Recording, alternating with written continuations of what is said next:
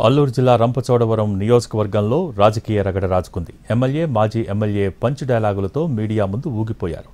ఒకరిపై ఒకరు వ్యక్తిగతంగా అవినీతి ఆరోపణలు చేసుకుంటూ సవాళ్లు ప్రతి సవాళ్లు విసురుతూ రచ్చరచ్చ చేశారు.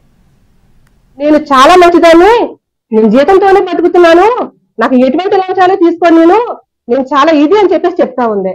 సంవత్సరంలో నువ్వు జీతంతోనే బతికితే సంవత్సరంలో నీకు నెలకు జీతం ఎంత? సంవత్సరంలో నువ్వు అందుకున్న మొత్తం జీతం ఎంత? నీ కొన్న కార్లు ఖర్చు ఎంత? నీ మెయింటెనెన్స్ ఎంత? నీ ఇది ఎంత అని చెప్పేసి నువ్వు అడుగుతా ఉన్నావు. ఏర్పాటు చేసినటువంటి బోర్లు కూడా వైసీపీ ప్రభుత్వ దారిలో ఆ ఇంట్లోపల ప్రహారీ కట్టించేసుకొని ఆ బోర్లు కూడా ఆక్రమించేశారు. నాడు నేడు స్కూల్స్ లో పడ్డటువంటి డబ్బులు కూడా సర్పంచ్ అకౌంట్లకి జమ అయిపోయినటువంటి పరిస్థితి. ధనలక్ష్మి వాళ్ళ అమ్మ సర్పంచ్ గా పనిచేసే ఆమె అకౌంట్ లో నాడు నేడు పనులు అక్కడ పడాల్సినటువంటి అవసరం ఏముంది? ఆ డబ్బులకి ఆవిడకి సంబంధం ఏంటి? నువ్వే ఛాలెంజ్ చేస్తున్నావు కదా, నీ అవినీతి నిరూపిస్తే రాజీనామా చేస్తానని నువ్వే కదా అన్నావు. రా, నీ ఛాలెంజ్ నేను యాక్సెప్ట్ చేశాను. ఎక్కడ కూర్చుందాం, ఎప్పుడు కూర్చుందాం, డేటు, ప్లేస్, టైం నువ్వే చెప్పు. మేనిఫెస్టో పట్టుకొని వస్తానన్నావు కదా, మేనిఫెస్టోతో పాటు స్పీకర్ ఫార్మెట్ కూడా తెచ్చుకో. నీ తల్లి అకౌంట్ లో ఎంత డబ్బు పడింది, నీ అకౌంట్ లో ఎంత ప్రభుత్వ డబ్బులు పడ్డాయో ఒకసారి ఎంక్వైరీ తేల్చుకుందాం. మీరు మనం కూర్చోండి ఒకసారి. నేను నా మేనిఫెస్టో, మా ప్రభుత్వం ఇచ్చినటువంటి మేనిఫెస్టో పట్టుకొని నేను వస్తాను. మీ 5 ఏళ్ల పాలనలో జగన్మోహన్ రెడ్డి ఇచ్చినటువంటి మేనిఫెస్టో నువ్వు పట్టుకొని రా.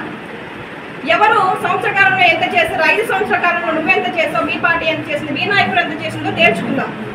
అది కాకుండా అనంతబాబు అరిచేతుల్లో ఉండేటువంటి నువ్వు ఏది మాట్లాడమంటే అది మాట్లాడేసి ఇష్టం వచ్చినట్టుగా మాట్లాడితే మాత్రం చూస్తూ కూరుకునే పరిస్థితులు లేవు.